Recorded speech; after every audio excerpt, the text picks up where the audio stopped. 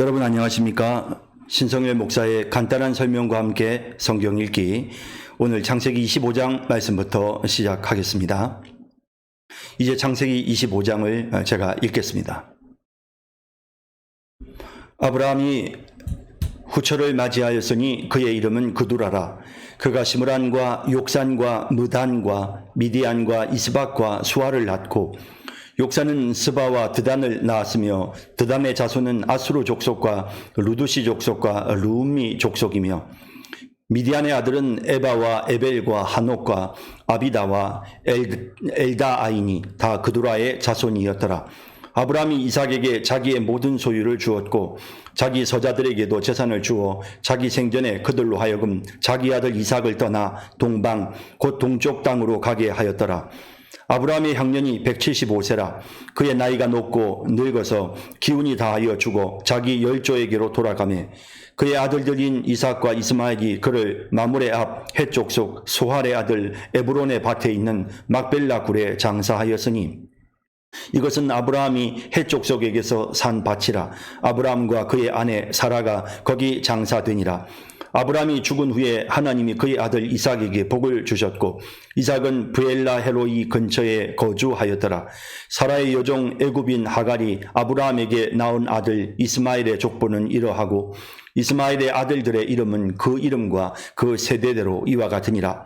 이스마엘의 장자는 느바요시요, 그 다음은 게달과 압보엘과 밉삼과 미스마와 두마와 마사와 하닷과 데마와 여둘과 나비스와 게드마니, 이들은 이스마엘의 아들들이요 그 촌과 부락대로 된 이름이며 그 족속대로는 12 지도자들이었더라.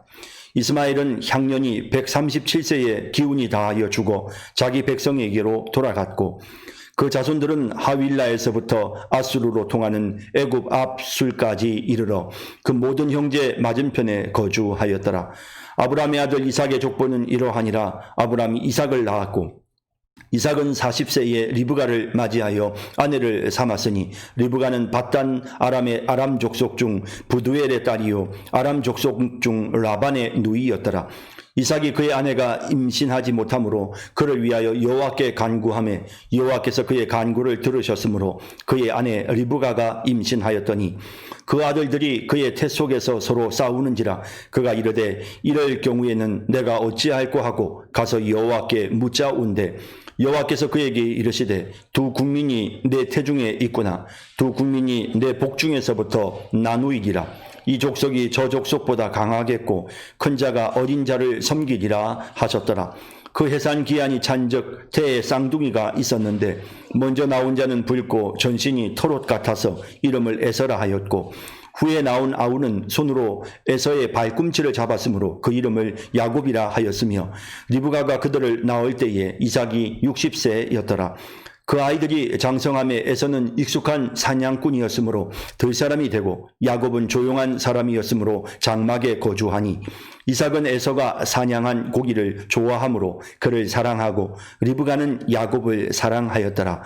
야곱이 죽을 쑤었더니 에서가 들에서 돌아와서 심히 피곤하여 야곱에게 이르되 내가 피곤하니 그 붉은 것을 내가 먹게 하라 한지라.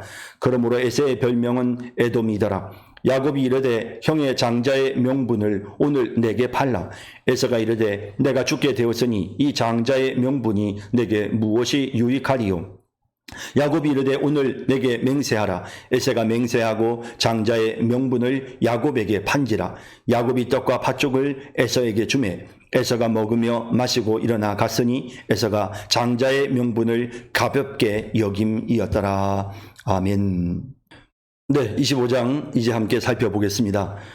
아브라함이 후초를 맞이하였으니 그의 이름은 그두라라.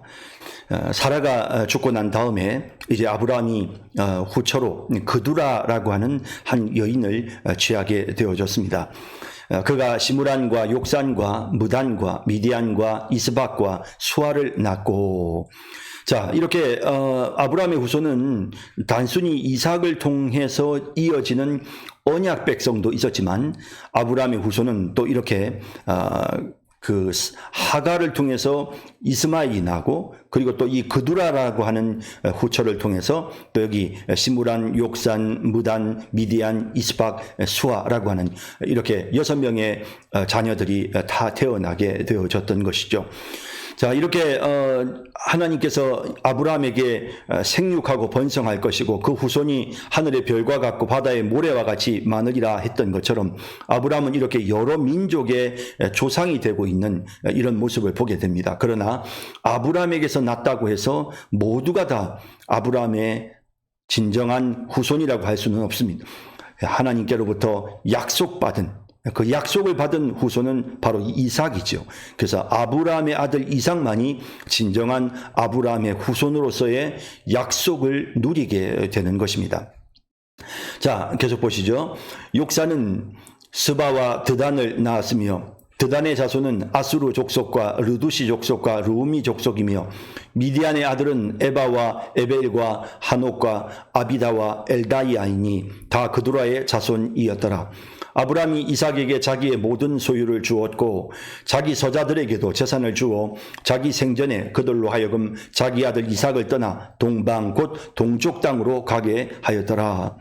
아브라함이 물론 이삭은 진정한 의미의 아브라함의 유일한 장자였고 또 아브라함에게 있어서 이삭은 진짜 진정한 약속의 후손이지만 그렇다고 해서 다른 어떤 자녀들이 아브라함의 자손이 아닌 건 아니죠.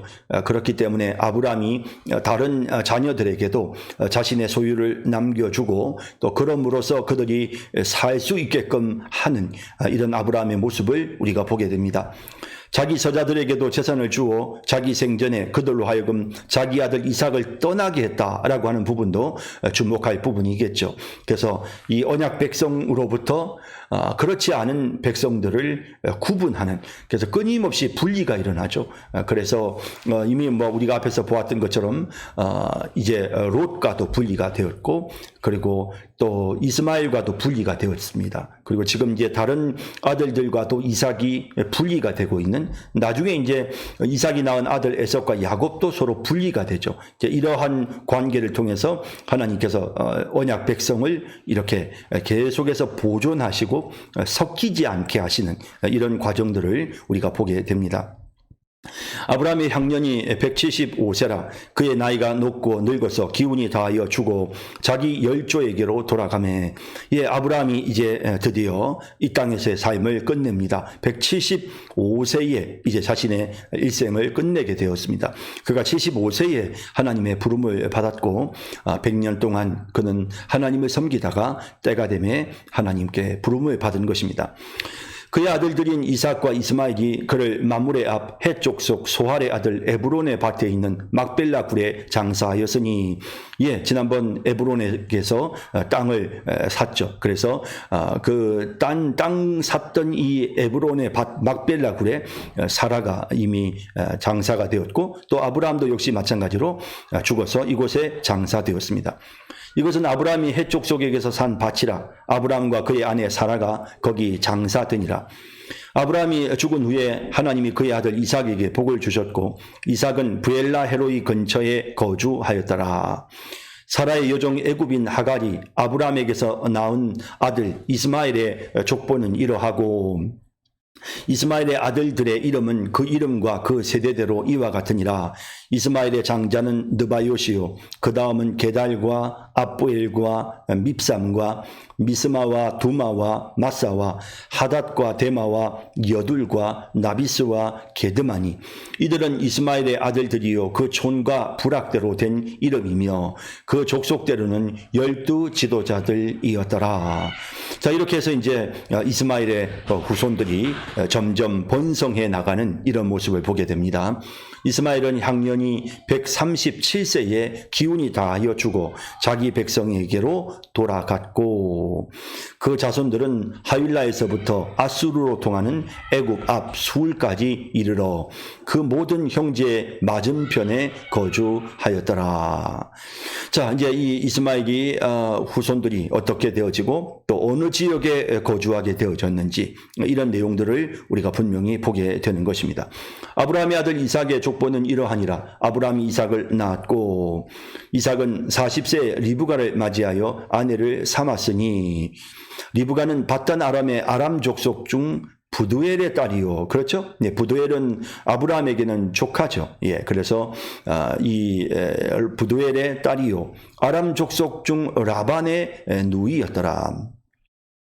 자, 이삭이 그의 아내가 임신하지 못하므로 그를 위하여 여호와께 간구하매 여호와께서 그의 간구를 들으셨으므로 그의 아내 리브가가 임신하였더니 아브라함도 사실은 자식을 낳는데 많은 기도의 시간을 필요로 했고요. 이삭 또한 그렇게 쉽게 자녀를 낳지 못하고 이렇게 하나님 앞에 오래도록 기도하게 하는, 그래서 참 이런 과정들을 보면 뭐 하나님께서 항상 또 기도하게만 하시는 것은 아닙니다. 뭐 야곱의 경우에는 순식간에 12명의 아들들이 채워지지 않습니까?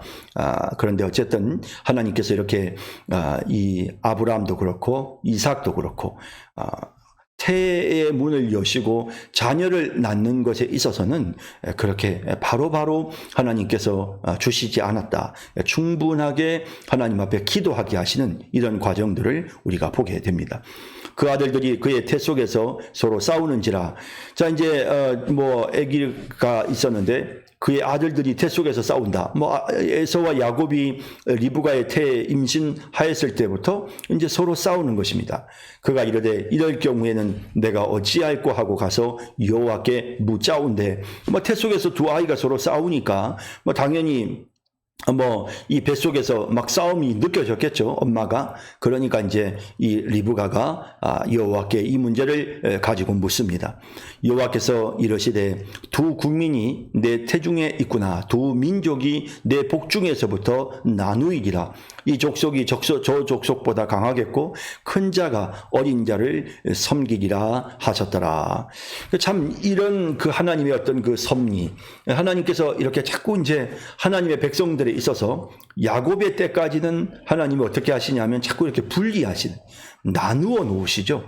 그래서 아브라함의 다른 아들들과 이삭을 나누어 놓으시고, 그리고 또 이삭이 낳은 두 아들 야곱과 에서도 마찬가지로 이렇게 태중에서부터 서로 나누어지게끔 하시는, 그러니까 이 나눔도 분리 또한 하나님의 섭리 가운데 일어나고 있다는 것을 우리가 느낄 수가 있습니다. 자, 그러면서 이제 서로 이제 뭐 이런 어떤 세력 다툼을 하는데요. 그런데 여기 중요한 내용이 나오죠. 이 족속이 저 족속보다 강하겠고 큰 자가 어린 자를 섬기리라 하셨더라. 자, 이렇게 해서 이제 큰 자가 어린 자를 섬기는 것. 다시 말하면 먼저 난 아들이 뒤에 난 아들을 섬기는 이와 같은 일을 하나님께서 정하신 것입니다. 하나님께서 그렇게 하시기로 작정하신 것입니다. 자, 이렇게 해서 이제 하나님의 그런 어떤 약속이 선포가 되어졌고요. 이 리브가는 이제 이와 같은 하나님의 말씀을 마음속에 이제 늘 새기게 되어지는데요. 하지만 이삭은 좀 입장이 달랐죠. 이삭은 아무래도 먼저 태어난 장자를 좀 더 많이 사랑하게 되고 또 그에게 의지하는 이런 모습을 보이게 됩니다. 하지만 리브가는 태중에 있을 때부터 하나님께로부터 이런 메시지를 듣고 분명하게 이 야곱이야말로 이 언약의 백성이라는 사실을 리브가가 알게 되는 것입니다. 그 해산 기한이 찬즉 태에 쌍둥이가 있었는데 먼저 나온 자는 붉고 전신이 토롯 같아서 이름을 에서라 하였고, 후에 나온 아우는 손으로 에서의 발꿈치를 잡았으므로 그 이름을 야곱이라 하였으며, 리브가가 그들을 낳을 때 이삭이 60세였더라. 자, 그러니까 뭐 참 우리가 생각해 볼 때 이 야곱이 말입니다. 태어나면서도 형의 발꿈치를 잡고 나올 정도로 그만큼 어떤 먼저 태어나려고 하고 먼저 장자가 되려고 하고 둘 중에 누가 더 먼저 정말 앞서게 될까, 뭐 이런 걸 끊임없이 경쟁하는 이런 모습을 태어날 때부터 보여주죠. 자, 이렇게 해서 이제 야곱이 태어나고요. 그리고 리브가가 그들을 낳을 때 이삭이 60세였더라. 사실은 이삭의 결혼도 늦었습니다. 40세에 결혼했고, 그리고 출생도 20년이나 기다려서 사실 이삭도 뭐 젊은 나이가 아니죠. 60세 나이에 이제 자식을 낳는 이런 모습을 보게 됩니다. 그 아이들이 장성함에 에서는 익숙한 사냥꾼이었으므로 들 사람이 되고, 야곱은 조용한 사람이었으므로 장막에 거주하니, 이삭은 에서가 사냥한 고기를 좋아하므로 그를 사랑하고 리브가는 야곱을 사랑하였더라. 사실 뭐 물론 부모가 자식을 사랑하는 것은 너무 당연하지만요. 그러나 이 집안이 그렇게 건강한 집안 같아 보이지는 않습니다. 이삭은 에서가 사냥한 고기를 좋아했기 때문에 그래서 에서를 더욱더 사랑하는 이런 연약한 모습을 보이게 되죠. 리브가는 또 반면에 야곱이 항상 장막에 거하다 보니까 그 야곱을 더 사랑하는 그러면서 부부간에 서로 편애를 하는 이런 모습이 나타나고 있습니다. 어쨌든 이런 모든 과정들이 결국에는 에서와 야곱이 서로 분리되고 나누어지는 어떤 요인이 될 수밖에 없었던 것입니다. 야곱이 죽을 쑤었더니 에서가 들에서 돌아와서 심히 피곤하여 야곱에게 이르되 내가 피곤하니 그 붉은 것을 내가 먹게 하라 한지라. 여기 그 붉은 것, 하에돔이란 말인데요. 이 붉은 것이라는 말 때문에 이제 에서의 별명이 에돔이 되고요. 붉은 것. 그 붉은 것, 그라는 말은 히브리어로 붉은 것, 에돔입니다. 그래서 이제 이 에서의 후손들이 이루는 나라를 에돔이라고 부르게 되어졌죠. 자, 이렇게 이제 그런데 여기에서 그 별명을 에돔이라고 부를 만큼 그만큼 이 에서가 굉장히 배가 고파서 그 붉은 것, 그 붉은 것 하면서 아주 굉장히 강조를 하면서 먹고 싶다는 표시를 했던 것 같아요. 자, 이렇게 너무나도 이제 간절하게 에서가 그 붉은 것을 먹고 싶다고 그렇게 요구를 하니까 야곱이 이르되 형의 장자의 명분을 오늘 내게 팔라라고 요구를 합니다. 사실 이런 걸 가지고 야곱이 장자의 명분을 팔라라고 요구를 하는 것 자체가 사실은 굉장히 인간적이죠. 야곱의 모습 속에서 끊임없는 어떤 그런 욕심, 출생할 때부터 형의 발꿈치를 잡고 나오는 그의 모습 속에서도 우리가 느끼게 되고요. 또 이 간사하는 자라라고 하는 그의 이름에서도 우리가 느끼게 되는데 야곱은 굉장히 집착하고 욕심이 많은 그런 사람이었습니다.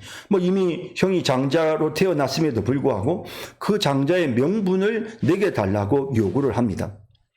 또 반면에 에서는 굉장히 그 장자의 명분과 같은 이런 이 장자의 명분은 이건 언약의 축복, 하나님이 주신 언약의 축복을 누리는 굉장한 것인데요. 이 영적인 신령한 그것을 하찮게 생각하고 그래서 그 붉은 것, 그 붉은 것, 그저 먹는 그런 어떤 탐욕에 훨씬 더 집착을 하는. 나중에 이제 우리가 성경을 보면 또 그런 내용이 야고보서에서도 나타나는데요. 이 에서가 이 거룩한 하나님의 축복된 이 언약의 장자 명분을 경홀히 여기고 오히려 그저 그 먹는 거에 그 육신의 어떤 그런 탐욕에 눈이 멀어서 이 장자의 명분을 팔아버리는 이런 어리석은 죄를 범하게 되는 것입니다. 자, 이렇게 해서 결국에는 이 장자의 명분이 내게 무엇이 유익하리요라는 반응을 보이고요. 야곱이 이르되 오늘 내게 맹세하라. 에서가 맹세하고 장자의 명분을 야곱에게 판지라.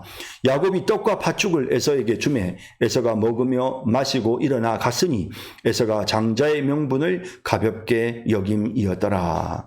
이렇게 해서 이제 이 두 형제 간의 어떤 그 다툼에 어떤 일단락이 나죠. 그래서 분명하게 이제 장자의 명분은 야곱에게로 넘어오게 되는 이런 과정들을 보게 됩니다. 자, 이제 25장의 내용을 우리가 함께 보면서요. 하나님께서 끊임없이 이렇게 거룩한 하나님의 선택받은 백성들을 보존하시기 위해서 그렇지 선택되지 않은 자들로부터 자꾸 분리시켜 나가시는 이런 과정들을 25장에서 우리가 함께 살펴보았습니다. 자, 이제 26장으로 넘어가도록 하겠습니다. 자, 이제 26장 말씀 읽도록 하겠습니다. 아브람 때에 첫 흉년이 들었더니 그 땅에 또 흉년이 들매 이삭이 그랄로 가서 블레셋 왕 아비멜렉에게 이르렀더니 여호와께서 이삭에게 나타나 이르시되 애굽으로 내려가지 말고 내가 내게 지시하는 땅에 거주하라. 이 땅에 거주하면 내가 너와 함께 있어 내게 복을 주고 내가 이 모든 땅을 너와 내 자손에게 주리라. 내가 내 아버지 아브라함에게 맹세한 것을 이루어 내 자손을 하늘의 별과 같이 번성하게 하며 이 모든 땅을 내 자손에게 주리니 내 자손으로 말미암아 천하 만민이 복을 받으리라.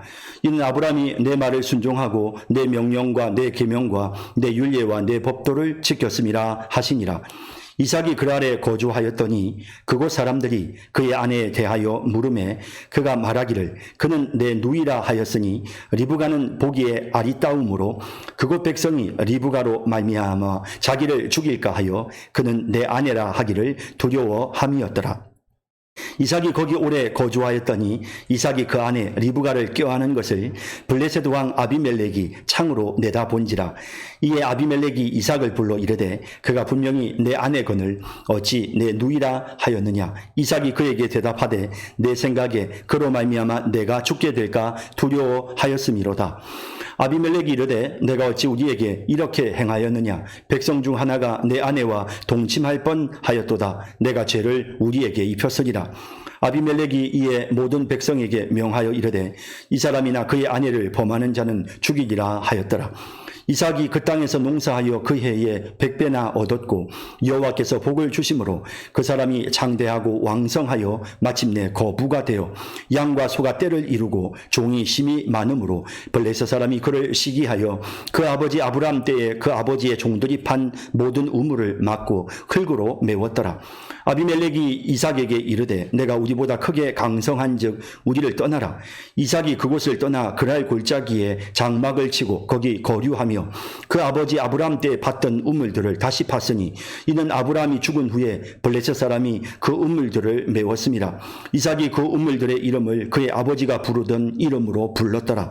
이삭의 종들이 골짜기를 파서 샘 근원을 얻었더니 그랄 목자들이 이삭의 목자와 다투어 이르되 이 물은 우리의 것이라 하며 이삭이 그 다툼으로 말미암아 그 우물 이름을 에색이라 하였으며 또 다른 우물을 봤더니 그들이 또 다툼으로 그 이름을 신나라 하였으며 이삭이 거기서 옮겨 다른 우물을 봤더니 그들이 다투지 아니하였으므로 그 이름을 르호봇이라 하여 이르되 이제는 여호와께서 우리를 위하여 넓게 하셨으니 이 땅에서 우리가 번성하리로다 하였더라. 이삭이 거기서부터 브엘세바로 올라갔더니 그 밤에 여호와께서 그에게 나타나 이르시되 나는 내 아버지 아브라함의 하나님이니 두려워하지 말라. 내 종 아브라함을 위하여 내가 너와 함께 있어 내게 복을 주어 내 자손이 번성하게 하리라 하신지라. 이삭이 그곳에 제단을 쌓고 여호와의 이름을 부르며 거기 장막을 쳤더니 이삭의 종들이 거기서도 우물을 팠더라. 아비멜렉이 그 친구 아우삿과 군대 장관 비골과 더불어 그랄에서부터 이삭에게로 온지라. 이삭이 그들에게 이르되 너희가 나를 미워하여 나에게 너희를 떠나게 하였거늘 어찌하여 내게 왔느냐. 그들이 이르되 여호와께서 너와 함께 계심을 우리가 분명히 보았으므로 우리의 사이 곧 우리와 너 사이에 맹세하여 너와 계약을 맺으리라 말하였노라. 너는 우리를 해하지 말라. 이는 우리가 너를 범하지 아니하고 선한 일만 내게 행하여 내가 평안히 가게 하였음이니라. 이제 너는 여호와께 복을 받은 자니라.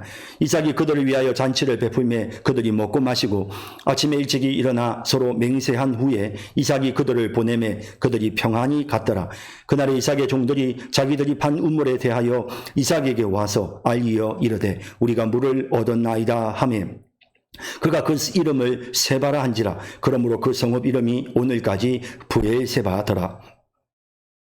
에서가 40세에 해쪽 속의 부엘리의 딸 유딧과 해쪽 속 엘론의 딸 바스맛을 아내로 맞이하였더니 그들이 이삭과 리브가의 마음에 근심이 되었더라. 아멘. 예, 26장 말씀입니다. 아브라함의 아들이었던 이삭이 그 아버지 아브라함의 믿음의 전통을 그대로 따르고 있는 그런 모습을 26장이 우리에게 보여주고 있습니다. 심지어는 연약한 모습까지 그대로 따르고 있고, 하지만 하나님께서 그럼에도 불구하고 이삭에게 자비를 베푸시고 또 언약을 체결하시고, 또 뿐만 아니라 또 주변에 있는 모든 나라들 속에서 하나님께서 이삭의 지위와 권위를 세워주시는 그런 과정들이 26장에 기록되어 있습니다. 아브라함 때에 첫 흉년이 들었더니 그 땅에 또 흉년이 들매 이삭이 그랄로 가서 블레셋 왕 아비멜렉에게 이르렀더니, 자, 흉년으로 인해서 이 가나안 땅은 항상 어려움이 많았던 것 같습니다. 그래서 그럴 때에는 이렇게 그랄에 있는 블레셋 왕 아비멜렉이 통치하는 지역이 그래도 비교적 이렇게 흉년에도 불구하고 또 잘 견뎌낼 수 있는 그런 지역 여건을 갖고 있었던 것 같습니다.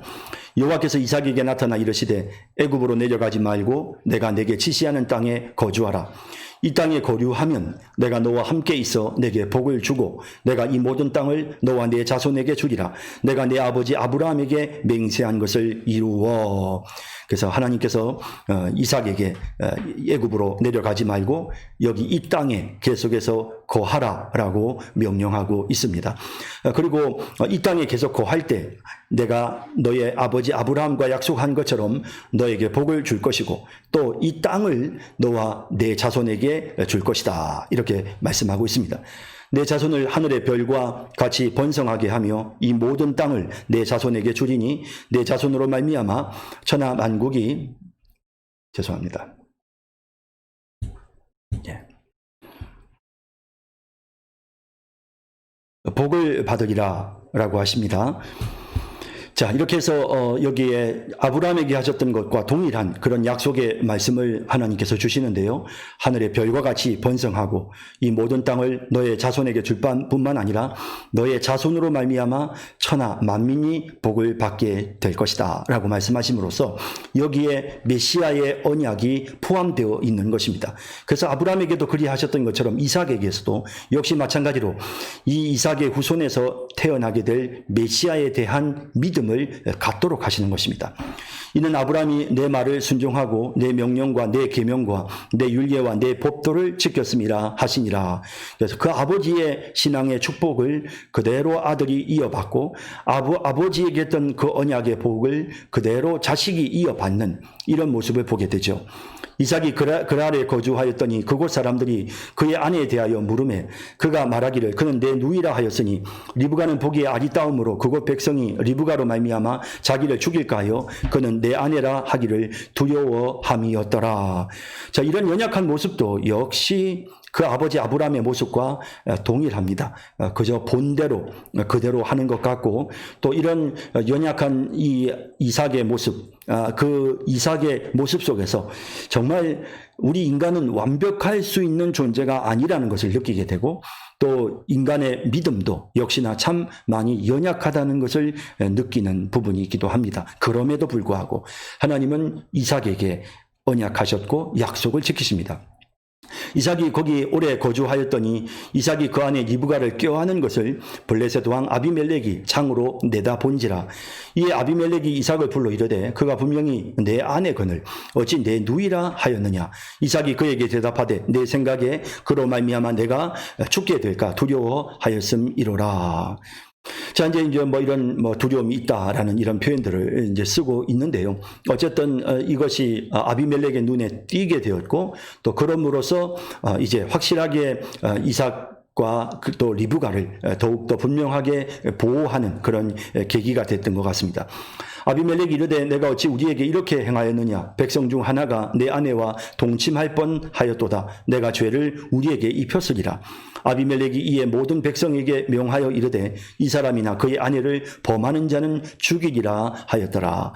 그 당시에 이 이삭의 그 어떤 그 위치, 권위, 또 주변 사람들에게서의 그의 영향력, 뭐 이런 것들을 우리가 충분히 느낄 수 있는 이 아비멜렉의 조치를 보면서도 하나님께서 그를 이렇게 지극히 높이시고 있다는 사실을 느끼게 됩니다. 이삭이 그 땅에서 농사하여 그 해에 100배나 얻었고 여호와께서 복을 주심으로 그 사람이 장대하고 왕성하여 마침내 거부가 되어, 하나님께서 아브라함에게 복을 주셨던 것처럼 이삭에게도 복을 주시는데 농사를 지으면 100배의 소득을 거두게 되었다라고 하십니다. 또 장대해지고 왕성하여지고 거부가 되었다라고 이렇게 말씀하고 있습니다. 양과 소가 때를 이루고 종이 심이 많으므로 블레셋 사람이 그를 시기하여 그 아버지 아브라함 때에 그 아버지의 종들이 판 모든 우물을 막고 흙으로 메웠더라. 자, 이런 부분들도 역시 아브라함에게서 있었던 내용과 유사하죠. 물론 이러한 그 시기와 질투, 이런 여러 가지 어려움들은 어찌 보면 당연히 하나님께서 그 위상을 높이심으로 말미암아 자연스럽게 나타나는 결과인 것이죠. 그래서 권세를 가지게 되고 실력을 갖추게 되면 항상 견제하는 세력이 나타나고 또 시기하는 세력이 나타나기 마련입니다. 이런 걸 보면서 하나님께서 이삭을 지극히 높이셨다는 사실을 우리가 다시 한번 느낄 수가 있고요. 아비멜렉이 이삭에게 이르되 내가 우리보다 크게 강성한즉 우리를 떠나라. 이삭이 그곳을 떠나 그랄 골짜기에 장막을 치고 거기 거류하며, 이런 내용들을 통해서 언약 백성인 이삭의 가족들과 그렇지 않은 백성들을 계속해서 하나님께서 분리시키시는 여러 가지 이유로 인해서 이제 분리가 일어나는데요. 이렇게 서로 견제하고 시기하는 이런 일들을 통해서도 분리가 일어나고 있는, 이 분리됨이 결국에는 궁극적으로는 하나님의 선하신 뜻이 이루어지는, 하나님의 백성들을 온전히 세상으로부터 구별해내는 그런 과정으로 우리가 이 본문을 또 볼 수 있는 것입니다. 그 아버지 아브라함 때 팠던 우물들을 다시 팠으니 이는 아브라함이 죽은 후에 블레셋 사람이 그 우물들을 메웠습니다. 이삭이 그 우물들의 이름을 그의 아버지가 부르던 이름으로 불렀더라.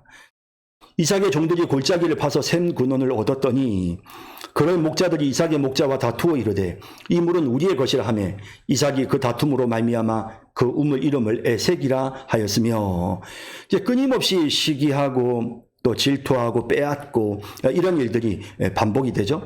또 다른 우물을 팠더니 그들이 또 다툼으로 그 이름을 신나라 하였으며, 이삭이 거기서 옮겨 다른 우물을 팠더니 그들이 다투지 아니하였으므로 그 이름을 르호봇이라 하여 이르되 이제는 여호와께서 우리를 위하여 넓게 하셨으니 이 땅에서 우리가 번성하리로다 하였더라. 자, 이제 이런 이 다툼, 이 우물을 놓고 다투는 이 다툼의 과정을 통해서 우리가 분명히 느끼는 것은 끊임없이 언약 백성이 아닌 이방인들과의 관계가 자꾸만 분열되어지는, 서로 나누어지고 또 그들로부터 구별되어지는 이런 과정들을 보게 되죠. 또 그뿐 아니라 그러한 부분들에 있어서 이삭이 전혀 집착하지 않는 모습. 왜냐하면 하나님께서 어느 곳에나 가도 샘물을 얻게 하신다는 믿음이 그에게 점점 더 강화되어져 가고 있는 것이죠. 그런 가운데서 이제 그가 이제 정말 안전한, 그리고 또 모든 것을 갖춘 그런 넉넉한 그런 여건에 이제 이르게 되었다는 사실을 본문이 말씀하고 있습니다. 이삭이 거기서부터 브엘세바로 올라갔더니 그 밤에 여호와께서 그에게 나타나 이르시되 나는 내 아버지 아브라함의 하나님이니 두려워하지 말라. 내 종 아브라함을 위하여 내가 너와 함께 있어 내게 복을 주어 내 자손이 번성하게 하리라 하신지라. 자, 이제 여기에 나오는 이 내용을 보면 이삭이 복을 받는 이유가 무엇인지 나오고 있습니다. 왜냐하면 그것은 바로 내 종 아브라함을 위하여라고 말씀합니다. 그래서 이 하나님의 이 은혜로운 언약은 그 부모의 신앙까지도 후손에게 영향을 끼치도록, 그러니까 그 후손의 그 조상의 그 숭고한 신앙의 모습에 대해 하나님께서 그 후손에게 복을 받게 하시는 이런 모습으로 나타나고 있음을 알게 되는 것입니다. 전적인 하나님의 은혜로 그들이 복을 누리지만 하나님의 그 은혜 속에는 그 조상의 믿음을 하나님이 기억하시고 후손에게 복을 주시는 이러한 은혜도 또한 포함되어 있음을 우리가 보게 되는 것입니다. 이삭이 그곳에 제단을 쌓고 여호와의 이름을 부르며 거기 장막을 쳤더니 이삭의 종들이 거기서도 우물을 팠더라. 어느 곳에 가든지 이삭은 그 아버지가 보여준 대로 항상 먼저 제단을 쌓고 하나님의 이름을 불렀습니다. 그리고 나면 거기에 하나님께서 우물을 파게끔 해주시는 이런 아름다운 신앙의 모습과 하나님이 주시는 돌보심을 보게 되는 것입니다. 아비멜렉이 그 친구 아우삿과 군대 장관 비골과 더불어 그랄에서부터 이삭에게로 온지라. 이삭이 그들에게 이르되 너희가 나를 미워하여 나에게 너희를 떠나게 하였거늘 어찌하여 내게 왔느냐. 자, 여기 아비멜렉과 아우삿 그리고 군대 장관 비골 이런 사람들은 그 당시에 이방인들 중에 매우 유력한 위치에 있었던 그런 사람들입니다. 이런 유력한 위치에 있는 사람들이 와서 이삭과 더불어 서로 계약을 체결하는, 상호 간에 협력하고 그리고 어떤 경우에도 침략하지 않겠다고 하는 그런 평화협정을 맺는 과정을 보게 됩니다. 이삭이 그들에게 이르되 너희가 나를 미워하여 나에게 너희를 떠나게 하였거늘 어찌하여 내게 왔느냐. 그들이 이르되 여호와께서 너와 함께 계심을 우리가 분명히 보았으므로 우리의 사이 곧 우리와 너 사이에 맹세하여 너와 계약을 맺으리라 말하였노라. 자, 이삭의 모습 속에서 하나님이 함께 계신다는 사실을 이 이방인들이 볼 수 있었다는 것입니다.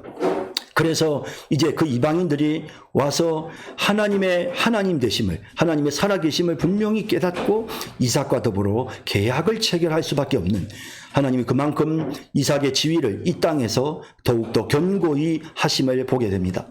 너는 우리를 해하지 말라. 이는 우리가 너를 범하지 아니하고 선한 일만 내게 행하여 내가 평안히 가게 하였음이니라. 이제 너는 여호와께 복을 받은 자니라. 깍듯하게 예의를 갖추고 그동안 호의적인 관계를 지켜왔다는 사실을 언급하면서, 그러면서 계속해서 이제 이 관계를 유지할 수 있도록 서로 평화의 조약을 맺게 되는 것입니다. 이삭이 그들을 위하여 잔치를 베풀며 그들이 먹고 마시고 아침에 일찍 일어나 서로 맹세한 후에 이삭이 그들을 보내매 그들이 평안히 갔더라. 그날에 이삭의 종들이 자기들이 판 우물에 대하여 이삭에게 와서 알리어 이르되 우리가 물을 얻었나이다 하매 그가 그 이름을 세바라 한지라. 그러므로 그 성읍 이름이 오늘까지 브엘세바더라.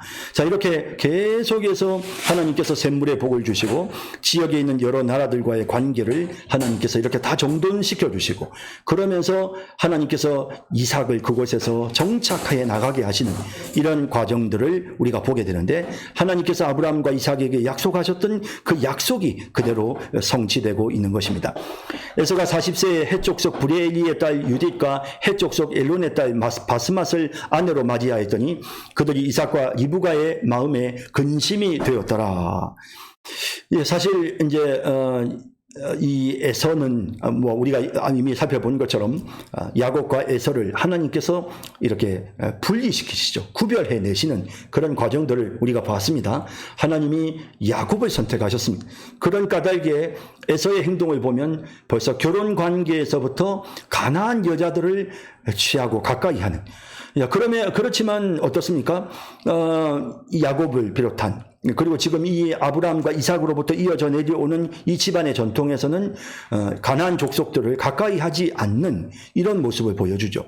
그럼으로써 이 에서의 하나하나의 행보는 그가 하나님의 언약 백성이 아님을 분명히 보여주는, 그것을 더 명확히 하는 그런 행동들을 지금 하고 있는 것이고, 반면에 하나님께서 야곱을 준비해 나가시는 이런 과정 또한 우리가 보게 되는데요. 이제 27장에서 또 그러한 내용을 함께 살펴보도록 하겠습니다. 이제 27장 말씀 읽도록 하겠습니다. 27장 말씀을 읽겠습니다. 이삭이 나이가 많아 눈이 어두워 잘 보지 못하더니 맏아들 에서를 불러 이르되 내 아들아 하매 그가 이르되 내가 여기 있나이다 하니 이삭이 이르되 내가 이제 늙어 어느 날 죽을지 죽을는지 알지 못하니 그런즉 내 기구 곧 화살통과 활을 가지고 들에 가서 나를 위하여 사냥하여 내가 즐기는 별미를 만들어 내게로 가져와서 먹게 하여 내가 죽기 전에 내 마음껏 내게 축복하게 하라. 이삭이 그의 아들 에서에게 말할 때에 리브가가 들었더니 에서가 사냥하여 오려고 들로 나가매 리브가가 그의 아들 야곱에게 말하여 이르되 내 아버지가 내 형 에서에게 말씀하시는 것을 내가 들으니 이르시기를 나를 위하여 사냥하여 가져다가 별미를 만들어 내가 먹게 하여 죽기 전에 여호와 앞에서 내게 축복하게 하라 하셨으니 그런즉 내 아들아 내 말을 따라 내가 내게 명하는 대로 염소 떼에 가서 거기서 좋은 염소 새끼 2마리를 내게로 가져오면 내가 그것으로 내 아버지를 위하여 그가 즐기시는 별미를 만들리니 내가 그것을 내 아버지께 가져다 드려서 그가 죽기 전에 내게 축복하기 위하여 잡수시게 하라. 야곱이 그 어머니 리브가에게 이르되 내 형 에서는 털이 많은 사람이요 나는 매끈매끈한 사람인즉 아버지께서 나를 만지실진데 내가 아버지의 눈에 속이는 자로 보일지라 복은 고사하고 저주를 받을까 하나이다. 어머니가 그에게 이르되 내 아들아 너의 저주는 내게로 돌리리니 내 말만 따르고 가서 가져오라. 그가 가서 끌어다가 어머니에게로 가져왔더니 그의 어머니가 그의 아버지가 즐기는 별미를 만들었더라.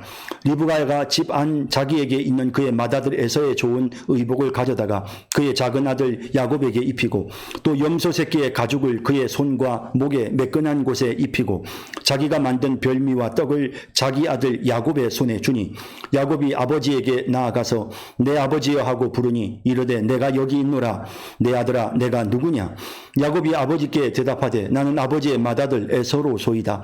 아버지께서 내게 명하신 대로 내가 하였사오니 원하건대 일어나 앉아서 내가 사냥한 고기를 잡수시고 아버지 마음껏 내게 축복하소서. 이삭이 그의 아들에게 이르되 내 아들아 내가 어떻게 이같이 속히 잡았느냐.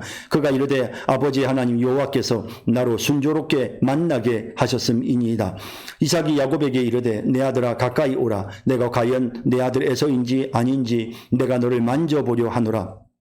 야곱이 그 아버지 이삭에게 가까이 가니 이삭이 만지며 이르되 음성은 야곱의 음성이나 손은 에서의 손이로다 하며 그의 손이 형 에서의 손과 같이 털이 있으므로 분별하지 못하고 축복하였더라.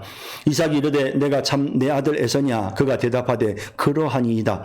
이삭이 이르되 내게로 가져오라. 내 아들이 사냥한 고기를 먹고 내 마음껏 내게 축복하니라. 야곱이 그에게로 가져가매 그가 먹고 또 포도주를 가져가매 그가 마시고 그의 아버지 이삭이 그에게 이르되 내 아들아 가까이 와서 내게 입맞추라. 그가 가까이 가서 그에게 입맞추니 아버지가 그의 옷에 향취를 맡고 그에게 축복하여 이르되 내 아들의 향취는 여호와께서 복주신 밭의 향취로다. 하나님은 하늘의 이슬과 땅의 기름짐이며 풍성한 곡식과 포도주를 내게 주시기를 원하노라. 만민이 너를 섬기고 열국이 내게 굴복하리니 내가 형제들의 주가 되고 내 어머니의 아들들이 내게 굴복하며 너를 저주하는 자는 저주를 받고 너를 축복하는 자는 복을 받기를 원하노라. 이삭이 야곱에게 축복하기를 마침에 야곱이 그의 아버지 이삭 앞에서 나가자 곧 그의 형 에서가 사냥하여 돌아온지라. 그가 별미를 만들어 아버지에게로 가지고 가서 이르되 아버지여 일어나서 아들이 사냥한 고기를 잡수시고 마음껏 내게 축복하소서. 그의 아버지 이삭이 그에게 이르되 너는 누구냐. 그가 대답하되 나는 아버지의 아들 곧 아버지의 맏아들 에서로소이다. 이삭이 심히 크게 떨며 이르되 그러면 사냥한 고기를 내게 가져온 자가 누구냐. 내가 오기 전에 내가 다 먹고 그를 위하여 축복하였은즉 그가 반드시 복을 받을 것이니라. 에서가 그의 아버지의 말을 듣고 소리내어 울며 아버지에게 이르되 내 아버지여 내게 축복하소서. 내게도 그리하소서. 이삭이 이르되 내 아우가 와서 속여 내 복을 빼앗았도다. 에서가 이르되 그의 이름을 야곱이라 함이 합당하지 아니하니이까 그가 나를 속임이 이것이 2번째니이다. 전에는 나의 장자의 명분을 빼앗고 이제는 내 복을 빼앗았나이다. 또 이르되 아버지께서 나를 위하여 빌 복을 남기지 아니하셨나이까. 이삭이 에서에게 대답하여 이르되 내가 그를 너의 주로 세우고 그의 모든 형제를 내가 그에게 종으로 주었으며 곡식과 포도주를 그에게 주었으니 내 아들아 내가 내게 무엇을 할 수 있으랴. 에서가 아버지에게 이르되 내 아버지여 아버지가 빌 복이 이 하나뿐이리이까 내 아버지여 내게 축복하소서 내게도 그리하소서 하고 소리를 높여 우니 그 아버지 이삭이 그에게 대답하여 이르되 내 주소는 땅의 기름짐에서 멀고 내리는 하늘 이슬에서 멀 것이며 너는 칼을 믿고 생활하겠고 내 아우를 섬길 것이며 내가 매임을 벗을 때에는 그 멍에를 내 목에서 떨쳐 버리리라 하였더라. 그의 아버지가 야곱에게 축복한 그 축복으로 말미암아 에서가 야곱을 미워하여 심중에 이르기를 아버지를 곡할 때가 가까웠은즉 내가 내 아우 야곱을 죽이리라 하였더니 맏아들 에서의 이 말이 리브가에게 들림에 이에 사람을 보내어 작은 아들 야곱을 불러 그에게 이르되 내 형 에서가 너를 죽여 그 한을 풀려하니 내 아들아 내 말을 따라 일어나 하란으로 가서 내 오라버니 라반에게로 피신하여 내 형의 노가 풀리기까지 몇 날 동안 그와 함께 거주하라. 내 형의 분노가 풀려 내가 자기에게 행한 것을 잊어버리거든 내가 곧 사람을 보내어 너를 거기서 불러오리라. 어찌 하루에 너희 둘을 이르랴. 리브가가 이삭에게 이르되 내가 햇사람의 딸들로 말미암아 내 삶이 싫어졌거늘 야곱이 만일 이 땅의 딸들 곧 그들과 같은 햇사람의 딸들 중에서 아내를 맞이하면 내 삶이 내게 무슨 재미가 있으리까. 27장 이삭이 나이가 많아 눈이 어두워 잘 보지 못하더니 맏아들 에서를 불러 이르되 내 아들아 하매 그가 이르되 내가 여기 있나이다 하니. 자, 이제 이삭이 눈이 많이 어두워서 잘 보지 못했다. 그런데 이제 눈만 어두워진 것이 아니라 그의 어떤 영적인 눈이랄까요? 또 분별력이랄지 이런 모든 것들이 다 같이 함께 약해졌다는 사실을 보게 됩니다. 이삭이 이르되 내가 이제 늙어 어느 날 죽을는지 알지 못하니. 사실은 이 부분도 그렇거든요. 실제로 이 사건이 있고 난 다음에 20년 나중에 야곱이 다시 이제 가서 바다나람에서 결혼하고 가족들을 데리고 돌아와서 보았을 때 이삭이 그때도 살아 있었거든요. 그러니까 앞으로도 계속해서 20년 30년 더 살 건데 본인이 스스로 이제 늙어 어느 날 죽을는지 알지 못한다라고 말하는 이런 부분을 볼 때 이삭이 모든 판단이 영적으로 혼미해져 있다는 것을 느끼게 됩니다. 그런즉 내 기구 곧 화살통과 활을 가지고 들어가서 나를 위하여 사냥하여 내가 즐기는 별미를 만들어 내게로 가져와서 먹게 하여 내가 죽기 전에 내 마음껏 내게 축복하게 하라. 이 부분도 그가 지금 먹는 것을 조건으로 먹는 거, 너무 먹는 거에 집착하고 있는 모습을 보게 되죠. 또 거기에다가 또 그 먹는 것을 가지고 그것을 전제로 해서 축복하겠다. 라는 말을 하고 있는 것입니다. 분명히 하나님께서 말씀하셨고요. 하나님께서 야곱이 하나님 앞에 선택받은 아들임을 강한 자가 약한 자를 섬길 것이라고 분명히 작은 자가 큰 자가 작은 자를 섬길 것이라고 분명히 말씀하셨고 또 뿐만 아니라 이 에서의 행동에서 이미 자신의 장자 명분을 경홀히 여기고 함부로 취급하고 또 그런가 하면 가난한 여인들을 데리고 취해서 결혼하는 이런 여러 가지 여타 모습 속에서 이미 하나님의 선택이 어디에 있는지에 대해서 그가 분별할 수 있는 그런 상태인데도 불구하고 지금 이렇게 먹는 것을 조건으로 해서 에서에게 축복하겠다라고 말하는 이런 부분들은 굉장히 이삭이 지금 영적으로 눈이 어두워져 있고 또 침체되어져 있는 믿음의 족장으로서 참 부족해 보이죠. 결국 이 이삭의 이와 같은 행동이 모든 사람들을 범죄에 이르게 합니다. 결국 이것으로 인해서 야곱도 또 범죄를 저지르고 리브가도 범죄를 저지르고 또 그러다 보니 또 이 에서가 야곱을 미워서 죽이려 하고 이런 재반 모든 복잡한 문제들의 시작은 바로 이러한 이삭의 잘못된 이 영적으로 캄캄하게 어두워져 있는 이 이삭의 상태가 그 모든 것의 출발점이었다는 사실을 보여주죠. 가장 한 사람의 온전하고 바른 믿음이 얼마나 중요한가를 분명하게 느끼게 하는 부분입니다. 이삭이 그의 아들 에서에게 말할 때에 리브가가 들었더니 에서가 사냥하여 오려고 들러 나가매. 자, 이때 이 모든 말하는 것을 리브가가 들었고요. 그리고 에서가 사냥하러 오려고 들러 나가는 사이에 리브가가 그의 아들 야곱에게 말합니다. 이르되 내 아버지가 내 형 에서에게 말씀하시는 것을 내가 들으니 이르시기를 나를 위하여 사냥하여 가져다가 별미를 만들어 내가 먹게 하여 죽기 전에 여호와 앞에서 내게 축복하게 하라 하셨으니 그런즉 내 아들아 내 말을 따라 내가 내게 명하는 대로. 그래서 이 축복은 믿음의 족장이었던 이삭이 하는 이 축복은 정말 죽기 전에 여호와 앞에서 하는 이 축복은 이건 굉장한 권위가 있는 것입니다. 이 축복은 그대로 성취되고 이루어지는 그런 능력이 있는 정말 무슨 상속을 약속하는 유서를 쓰는 것보다 훨씬 더 하나님 앞에서 축복하는 것은 큰 영적인 힘이 있는 것입니다. 그래서 이 사실을 알고 있는 리브가는 지금 이 상황에서 이 축복이 에서에게 넘어가게 해서는 안 된다는 생각을 한 것이죠. 그래서 지금 급히 인간적인 방법을 씁니다. 내 아들아 내 말을 따라 내가 내게 명하는 대로 염소떼에 가서 거기서 좋은 염소 새끼 2마리를 내게로 가져오면 내가 그것으로 내 아버지를 위하여 그가 즐기시는 별미를 만들리니 내가 그것을 내 아버지께 가져다 드려서 그가 죽기 전에 내게 축복하기 위하여 잡수시게 하라.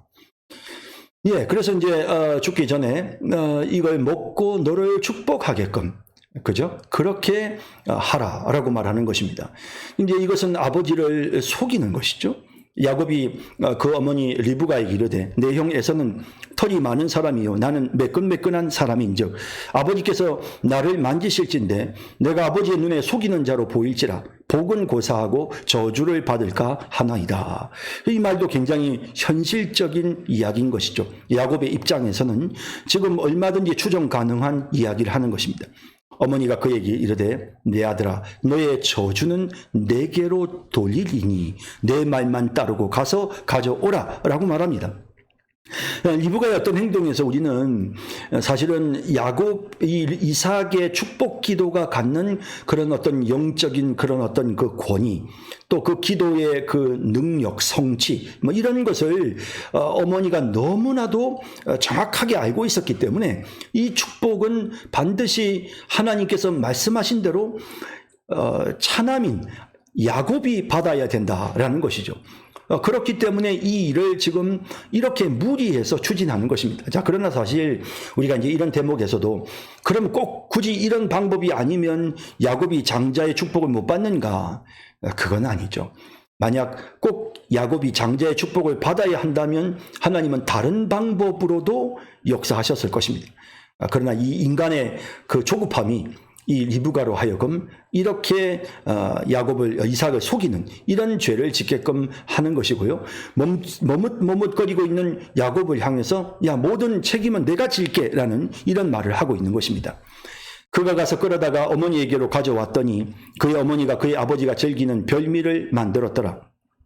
리브가가 집 안 자기에게 있는 그의 맏아들 에서의 좋은 의복을 가져다가 그의 작은 아들 야곱에게 입히고 또 염소 새끼의 가죽을 그의 손과 목에 매끈매끈한 곳에 입히고 자기가 만든 별미와 떡을 자기 아들 야곱의 손에 주니 야곱이 아버지에게 나아가서 내 아버지여 하고 부르니 이르되 내가 여기 있노라 내 아들아 내가 누구냐 라고 묻습니다. 아마도 눈뿐만 아니라 귀도 좀 어두웠겠죠. 물론 이제 야곱의 목소리 같다라는 생각이 들기는 했지만 모든 면에서 지적인 어떤 분별력이 약해져 있는 그런 야곱의 상태를 우리가 이삭의 상태를 느끼게 됩니다. 야곱이 아버지에게 대답하되 나는 아버지의 맏아들 에서로소이다. 거짓말을 하죠. 아버지께서 내게 명령하신 대로 내가 하였사오니 원하건대 일어나 앉아서 내가 사냥한 고기를 잡수시고 아버지 마음껏 내게 축복하소서. 이삭이 그의 아들에게 이르되 내 아들아 내가 어떻게 이같이 속히 잡았느냐. 그가 이르되 아버지 하나님 여호와께서 나로 순조롭게 만나게 하셨음이니이다. 자, 이제 이 야곱이 어머니로부터 이제 시키는 대로 그렇게 지금 모든 것을 지금 그대로 하면서 아버지 이삭을 철저하게 지금 눈먼 아버지를 지금 철저하게 속이고 있는 것입니다. 물론 이와 같이 속이는 근본적인 목적은 그 이삭의 축복기도, 그 장자 이삭이 하는 그 어떤 그 복을 비는 그 기도의 능력을 믿는 그런 믿음이 바탕이 되어져 있는 것이죠. 물론 잘못을 저지르고 있지만 그럼에도 불구하고 그런 믿음이 이들로 하여금 이런 행동을 하게 하는 것인데요.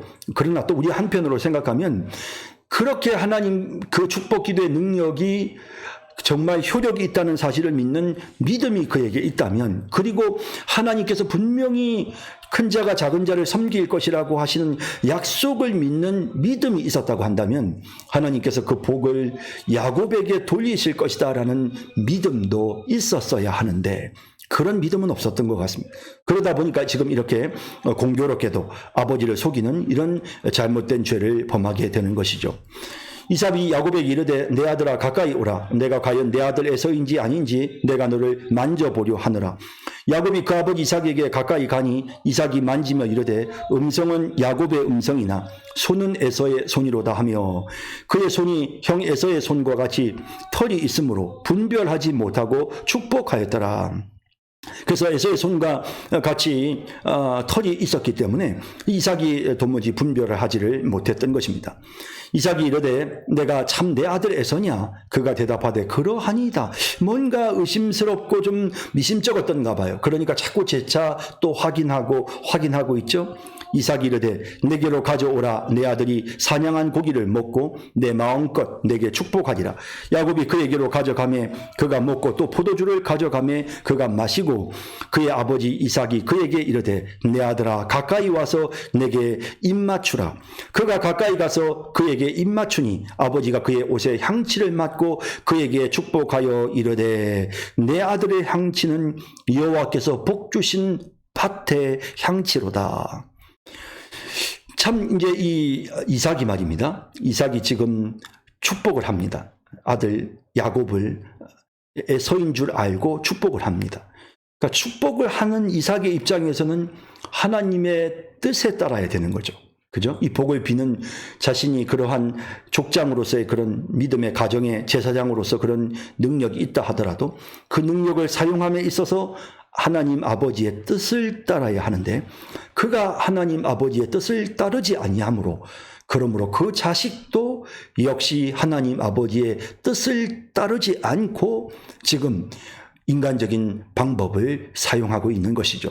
그리고 그 결과가 무엇입니까? 결국 이런 죄를 지은 야곱은 집을 떠날 수밖에 없었고 그리고는 오랜 세월 동안 집 떠나 고생하고 괴로움을 당하고 참 그런 힘든 과정들을 겪게 되는 이런 안타까운 상황에 이르게 되어지는 것이죠. 이 모든 것의 출발점은 이삭이 제대로 분별하지 못하고 하나님의 뜻에 순종하지 못하였기 때문에 그래서 이런 일들이 일어나게 된 것입니다. 하나님은 하늘의 이슬과 땅의 기름짐이며 풍성한 곡식과 포도주를 내게 주시기를 원하노라. 하나님 앞에 지금 이삭이 기도를 하면서 야곱에게 무슨 약속을 하고 있느냐면 하늘의 이슬, 땅의 기름짐. 사실은 이제 이 팔레스타인 지역은 비가 많이 오지 않고 오히려 이슬에 의해서 농사를 짓는 그런 기후였습니다. 그러니까 하늘의 이슬이라고 하는 것은 이거는 어떤 수분을 말하는 것이고요. 그리고 그 수분을 먹으면 땅의 기름짐, 그리고 그 결과로 나타나는 풍성한 곡식, 그 다음에 포도주. 이런 것들을 하나님이 너에게 주시기를 원하노라 라고 말하는 겁니다. 이렇게 기도를 하고 났기 때문에 또다시 이 에서가 야곱이 에서로 가장하고 이런 일을 했다는 걸 알고 이제 에서가 와서 자기에게 축복해달라고 했지만 이삭이 이미 이 하늘의 이슬과 땅의 기름짐 풍성한 곡식과 포도주를 다 기도할 때 야곱에게 주었기 때문에 돌이킬 수가 없다라고 말하는 것입니다. 그러니까 참 우리가 하는 그 기도도 얼마나 능력이 있는가. 하나님 우리의 기도를 그대로 다 들으시고 기도한 대로 된다는 사실, 이런 것을 우리가 분명하게 느끼게 되는 것입니다. 그래서 기도도 우리가 정말 좀 더 신중해야 된다라는 생각을 하게 되는 것입니다. 만민이 너를 섬기고 열국이 내게 굴복하리니 내가 형제들의 주가 되고 내 어머니의 아들들이 내게 굴복하며 너를 저주하는 자는 저주를 받고 너를 축복하는 자는 복을 받기를 원하노라. 자, 이렇게 모든 만민의 주로 세우고 열국의 가장 높은 자로 이 야곱을 지금 세우는 이런 축복의 기도를 지금 이삭이 하고 있는 것입니다. 이삭이 야곱에게 축복하기를 마침에 야곱이 그의 아버지 이삭 앞에서 나가자 곧 그의 형 에서가 사냥하여 돌아온지라 그가 별미를 만들어 아버지에게로 가지고 가서 이르되 아버지여 일어나서 아들이 사냥한 고기를 잡수시고 마음껏 내게 축복하소서. 그의 아버지 이삭이 그에게 이르되 너는 누구냐? 그가 대답하되 나는 아버지의 아들 곧 아버지의 맏아들 에서로소이다. 이삭이 심히 크게 떨며 이르되 그러면 사냥한 고기를 내게 가져온 자가 누구냐? 내가 오기 전에 내가 다 먹고 그를 위하여 축복하였은즉 그가 반드시 복을 받을 것이니라. 이삭이 지금 이 상황에 정말 많이 난감해하는 거죠. 그러나 결국에는 하나님께서 처음부터 말씀하신 대로 되었다는 것을 이삭도 느끼게 될 것입니다. 그리고 이삭 자신이 어리석게도 하나님의 뜻을 따르지 아니하므로 결국 이와 같은 일들이 일어나게 되었다는 사실도 아마 뒤늦게 깨닫게 되었을 것입니다. 에서가 그의 아버지의 말을 듣고 소리내어 울며 아버지에게 이르되 내 아버지여 내게 축복하소서 내게도 그리하소서. 이삭이 이르되 내 아우가 와서 속여 내 복을 빼앗았도다. 에서가 이르되 그의 이름을 야곱이라 함이 합당하지 아니하니까 그가 나를 속임이 이것이 두 번째니이다. 전에는 나의 장자의 명분을 빼앗고 이제는 내 복을 빼앗았나이다. 또 이르되 아버지께서 나를 위하여 빌복을 남기지 아니하셨나이까. 장자의 명분도 빼앗고 뿐만 아니라 지금 이렇게 축복도 장자의 축복도 다 빼앗아 버렸습니다 라고 말합니다. 이삭이 에서에게 대답하여 이르되 내가 그를 너의 주로 세우고 그의 모든 형제를 내가 그에게 종으로 주었으며 이삭이 기도할 때 그렇게 기도했기 때문에 그러므로 다시 에서를 그 자리에 세울 수가 없다는 거예요. 야곱을 이미 그렇게 세웠기 때문에 그러므로 에서를 위해서 그렇게 기도할 수 없다는 것이죠. 이삭은 그 기도가 얼마나 권위가 있고 한 번 내뱉은 기도는 절대로 수정할 수 없다는 사실을 분명히 깨닫고 그가 이렇게 말합니다. 내가 그에게 종으로 주었으며 곡식과 포도주를 그에게 주었으니 내 아들아 내가 내게 무엇을 할 수 있으랴. 에서가 아버지에게 이르되 내 아버지여 아버지가 빌 복이 이 하나뿐이니까 내 아버지여 내게 축복하소서 내게도 그리하소서 하고 소리를 높여 우니. 참 안타까운 일이죠. 뒤에 가서 이렇게 지금 소리를 높여서 축복해달라고 빌고 있습니다. 그러나 이미 기회가 다 지나가 버리고 말았습니다. 그 아버지 이삭이 그에게 대답하여 이르되 내 주소는 땅의 기름짐에서 멀고 내기는 하늘 이슬에서 멀 것이며 땅의 기름짐은 벌써 야곱의 차지가 되었고 하늘의 이슬도 벌써 야곱의 차지가 되어버렸습니다.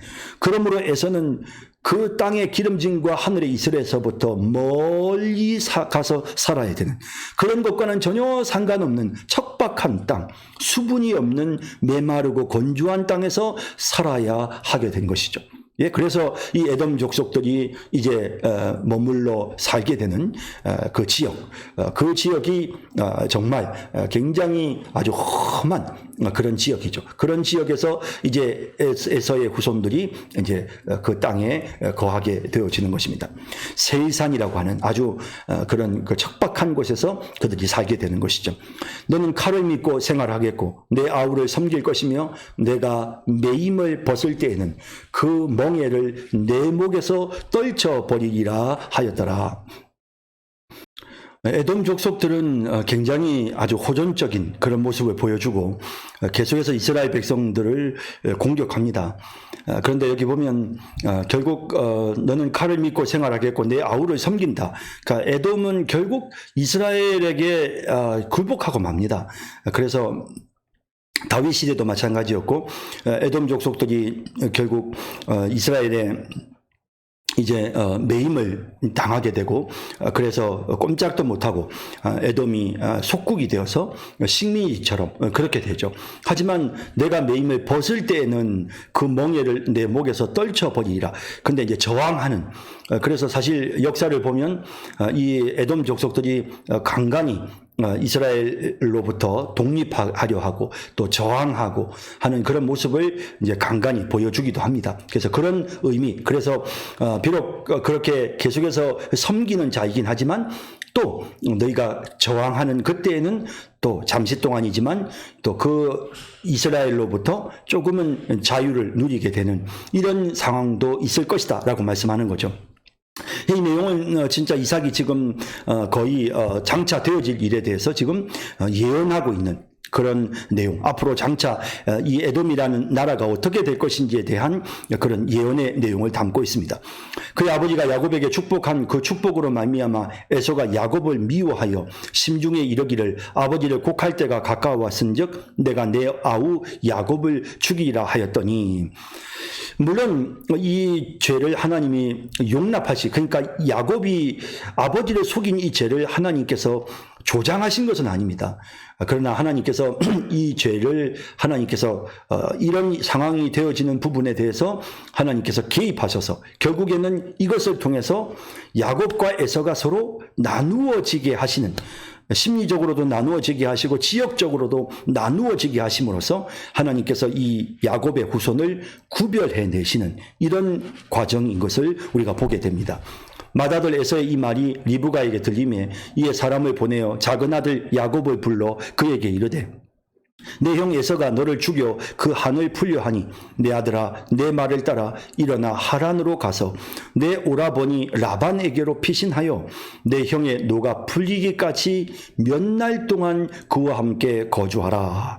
자, 이게 이제 리브가의 대안입니다. 리브가 입장에서는 지금 이제 자기가 책임이 제일 크죠. 이런 일이 일어났고 지금 이제 에서가 지금 이렇게 화를 내고 있으니 그러니 이 부분에 대해서 어떻게 하겠습니까?